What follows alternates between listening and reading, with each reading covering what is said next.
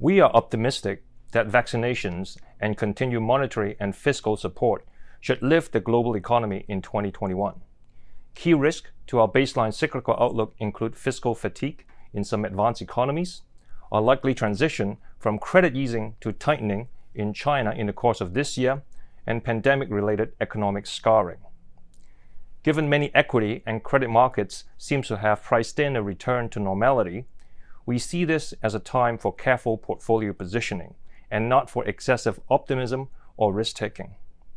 Given the overall low level of yields, tight spread in developed market credits, and low volatility, we plan to place emphasis on capital preservation, regional selection, and prudent beta adjustment, along with careful liquidity management.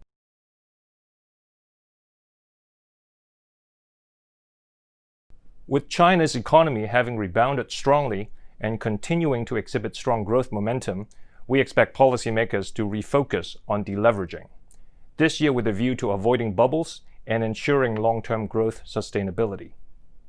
We expect overall credit growth to decelerate this year, resulting in a swing from a recently positive to a negative credit impulse.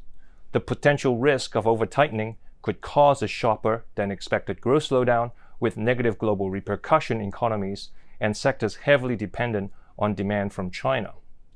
However, China's annual Central Economic Work Conference in December 2020 pledged that there would be no policy cliff, easing market concerns on over-tightening.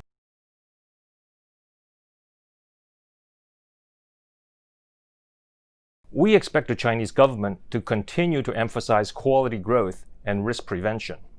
The demand-side reform policies will further boost China's domestic consumption by strengthening the social safety net and promoting access to better services and goods. At the same time, creating new investment opportunities for high-tech, high-quality, and more environmental-friendly manufacturing and infrastructure. Another area is the green economy in China. With China's new ambitious climate targets, not only will the government provide policy support to the green economy, but private capital is likely to flow into related industry.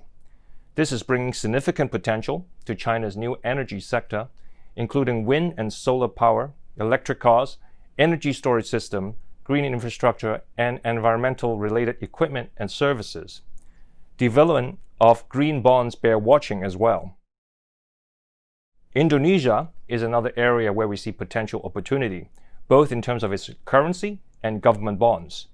We expect the Indonesian economy to rebound to about 4% in 2021 from the -2% contraction in GDP the country faced in 2020, which was its deepest recession since the 1998 Asian financial crisis. The Indonesian rupiah, local currency government bond, should provide a decent income generation selection. Indonesia's benign debt and leverage level put the country on a solid investment-grade footing before the start of the pandemic. Bank of Indonesia's FX reserve of $133 billion provides a sufficient buffer for potential external shocks.